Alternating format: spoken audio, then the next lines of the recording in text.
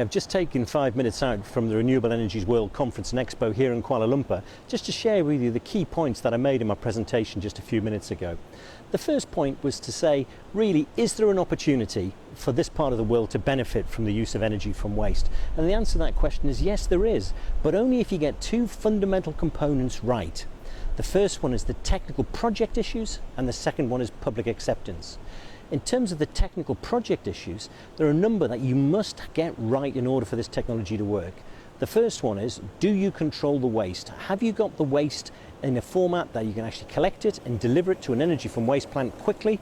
And the second one is, can you actually control the price of that waste? Because if down the road there's going to be a landfill site which is considerably cheaper than your energy from waste plant, people are going to use that instead. And that's all about regulation.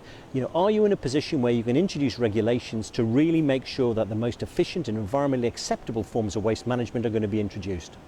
And then the third component of that is making sure you've got the pricing right.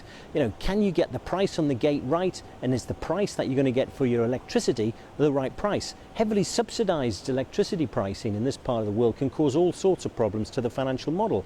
And be clear, if you cannot deliver a bankable project, the banks will not invest in you. They'll not give you the money because they won't expect to get their reasonable rate of return back. Now, the second aspect is to do with public acceptance. And there's a very simple three-step model that you should be using. Firstly, before you announce the delivery of an energy from waste plant, you need to demonstrate there's a problem. There's a problem with waste disposal, there's a problem with energy supply, energy security, and energy from waste can help on both those issues. It's a genuine win-win. And once you've defined the context of that problem, and only then should you go on to start talking to the public about potential solutions and involve them in that process, genuine public consultation. Because actually I've found that around the world, once you have an adult conversation with people about waste problems, they tend to come to the right conclusions.